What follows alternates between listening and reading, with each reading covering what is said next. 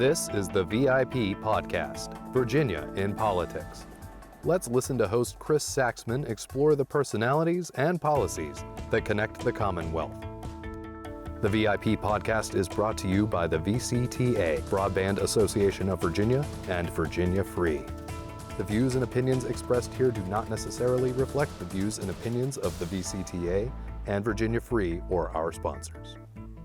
And we're back on the VIP Podcast. I'm Chris Saxman, your host. I served in the Virginia House of Delegates for 4 terms, 8 years from 2002 to 2010, and now I run Virginia Free. I'm the Executive Director of Virginia Free. That's the Foundation for Research and Economic Education.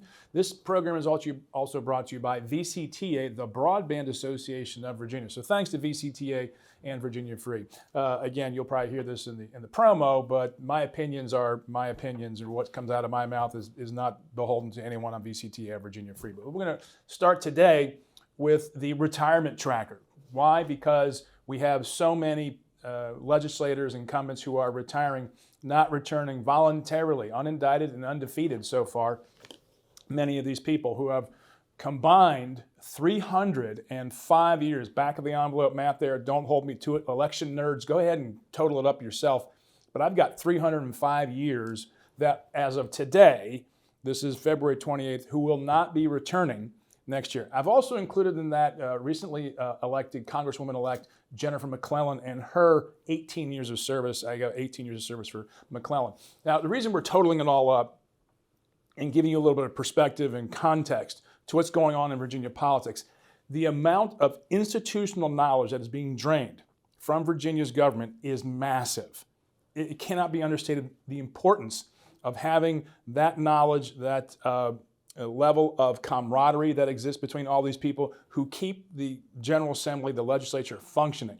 It has been a very strong, successful legislative term for the last several decades of keeping Virginia moving in a positive, and for Virginia Free's perspective, pro-business, good governance perspective.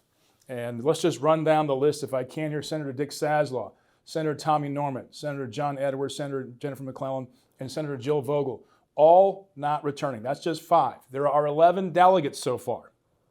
They include James Edmonds, Mike Mullen, and prayers out to the Mullen family for the loss of their child recently. Kathleen Murphy, Margaret Ransone, Jeff Bourne, Tim Anderson, John Ovoli, Roxanne Robinson, Rob Bell, and Kathy Byron. This is a significant amount of not only years of service, but talented years of service. We have many committee chairs. So the amount of turnover that we're going to be experiencing is going to test, for lack of a better term, test the Virginia governing system. And it's going to require all of us to engage that political system to make sure that we continue to move, in our estimation of Virginia Free and probably most trade associations, in a good governance, first and foremost, pro-business direction, so that we don't lose the traditions that have made Virginia such a governing stronghold from a perspective of getting it right. Not necessarily in one policy or political direction or partisan direction, but overall, when the dust settles, are we moving Virginia in a positive direction, and are we moving it in a positive direction in the right way? It's really important in government to do things the right way. An example in Virginia, you cannot, under the rules of the House and the Senate, you cannot offer what is known as a poison pill amendment to a bill.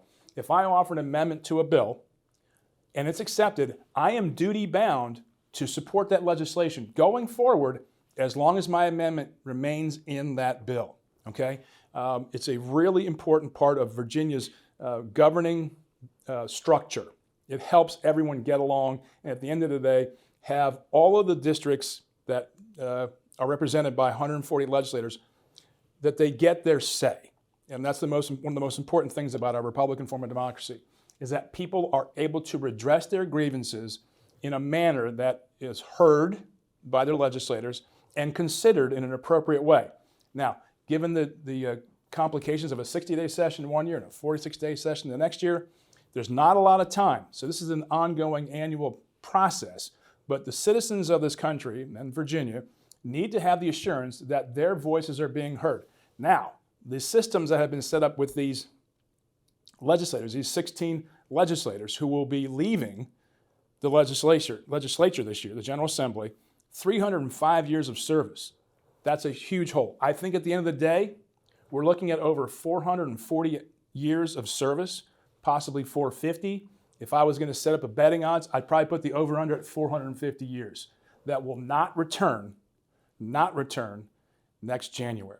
Okay? So keep this in mind as you're looking at the elections this year, however it impacts your vote or however you're going to be involved in the legislature next year. Be willing to understand that things are going to change, and it's always a good thing to get ahead of what's going to be happening, especially in politics.